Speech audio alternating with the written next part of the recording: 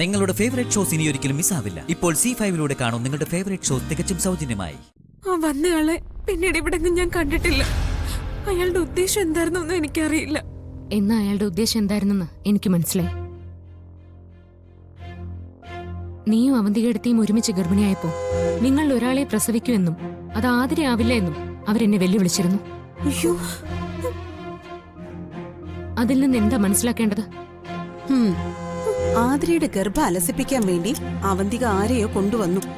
അതവസാനം അവന്തികയ്ക്ക് തന്നെ പണിയായി. അതല്ലേ അർച്ചന ഉദ്ദേശിച്ചത്? അതെ, അത് തന്നെയാ നടന്നതും. അച്ഛൻ അവരെ ഇൻസുലിൻ കുത്തിവെച്ചു. കുറച്ചു കഴിഞ്ഞപ്പോ അച്ഛന് വയ്യാണ്ടായി. എല്ലാവരെയും ആശുപത്രിയിലേക്ക് തന്ത്രപരമായിട്ട് മാറ്റി. എന്നിട്ട് ആതിരെ ഉപദ്രവിക്കാൻ ആളെ കൊണ്ടുവന്നു. അവന്തികയ്ക്ക് ഇങ്ങനൊരു അവസ്ഥ വന്നതിൽ എനിക്ക് കുറച്ച് വിഷമമൊക്കെ തോന്നിയിരുന്നു. പക്ഷേ ആ വിഷമം ഇപ്പൊ എനിക്ക് തോന്നുന്നില്ല.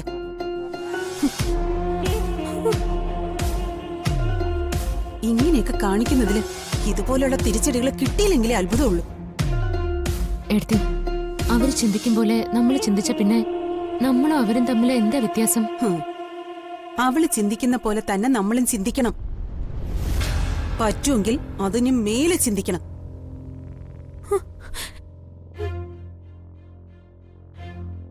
ദേ, ഈ നിൽക്കുന്ന ഇവക്ക് എന്തെങ്കിലും സംഭവിച്ചിരുന്നെങ്കിൽ ഇപ്പൊ എന്താവുമായിരുന്നു അവന്തികയുടെ സ്ഥിതി?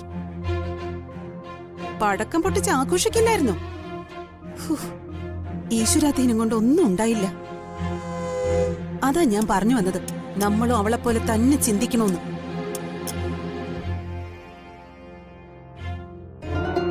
ഇവിടുത്തെ സേതു അങ്കിളിനെ കൊല്ലാൻ നോക്കി. ഇവളുടെ കുഞ്ഞിനെ വരെ നശിപ്പിക്കാൻ ശ്രമിച്ചു. ഇനിയും അവളോട് കരുണ കാണിക്കുന്നതേ മരണത്തെ വിളിച്ച് കേറ്റുന്നതിന് തുല്യ.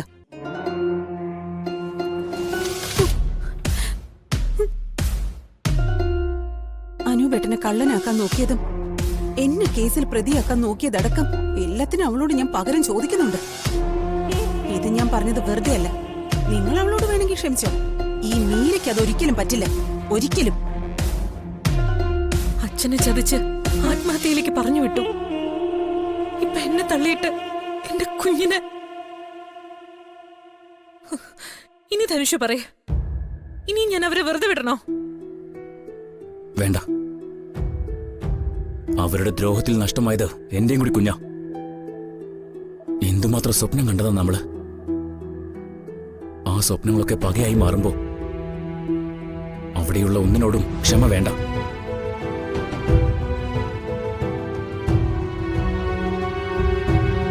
നീ പറയും, എന്തിനു നിന്റെ കൂടെ ഞാനുണ്ട്. എന്താ ചെയ്യേണ്ടത്? ഇല്ലാതാക്കണം. എണ്ണം പറഞ്ഞ് ഒന്നിനെ പോലും വെറുതെ വിടാതെ എല്ലാത്തിനെയും തീർക്കണം. ഇനിയൊരു പരമ്പര നെല്ലിശ്ശേരിയിൽ ഉണ്ടാവരുത്. നമ്മുടെ കുഞ്ഞ് നഷ്ടപ്പെട്ടില്ലായിരുന്നെങ്കിലും അതൊക്കെ തന്നെയായിരുന്നു എന്റെ മനസ്സില്.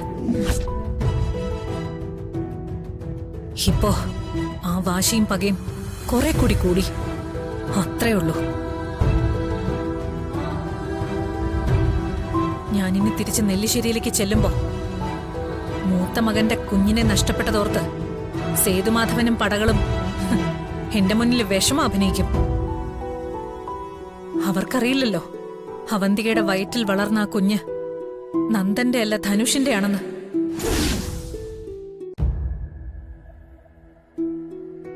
ഇനി എന്നെങ്കിലും അവന്തിക പ്രസവിക്കുന്നതും ധനുഷിന്റെ കുഞ്ഞിനെ തന്നെയാവും. ആദ്യ അവന്തിക എന്ന എന്റെ മനസ്സിൽ, പിന്നെ നെല്ലിശ്ശേരി ഓഫീസിൽ. ഇനി നീ കയറേണ്ടത് കുടുംബത്തിലാ. നമ്മുടെ കുഞ്ഞിനെ ഇല്ലാതാക്കിയ ഓരോരുത്തരുടെ ഇടയിലേക്ക്.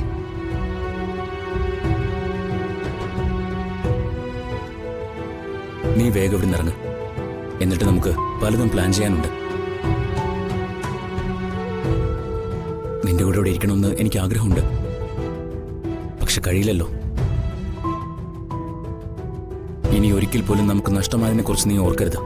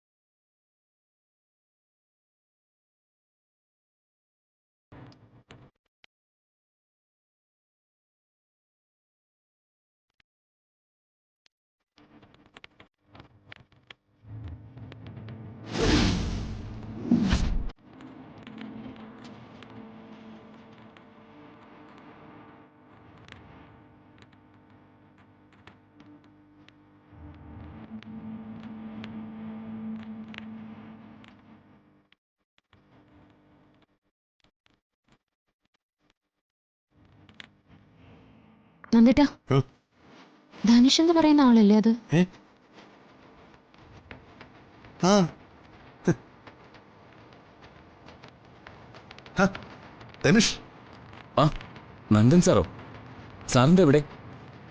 അവന്തി എവിടെ കിടക്കുന്നത്? ഓ ആണോ? അതറിഞ്ഞില്ലല്ലോ.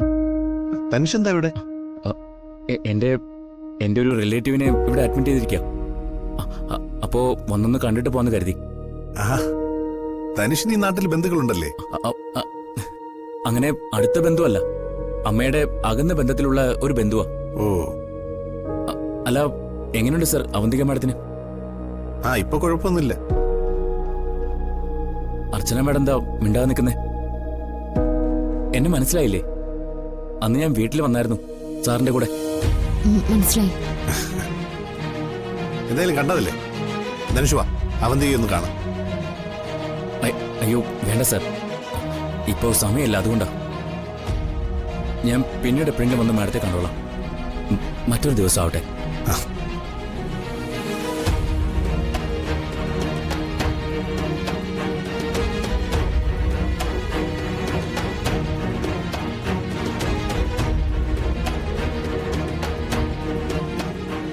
ഇയാളൊരു ഫേക്കാണെന്നാ എന്റെ മനസ്സ് പറയുന്നത്.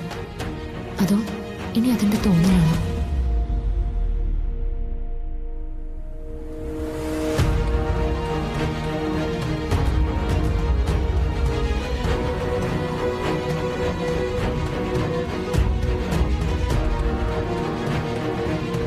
ഡൗൺലോഡ് ചെയ്യൂ C5 ആപ്പ്. കാണൂ എല്ലാ എപ്പിസോഡുകളും സൗജന്യമായി.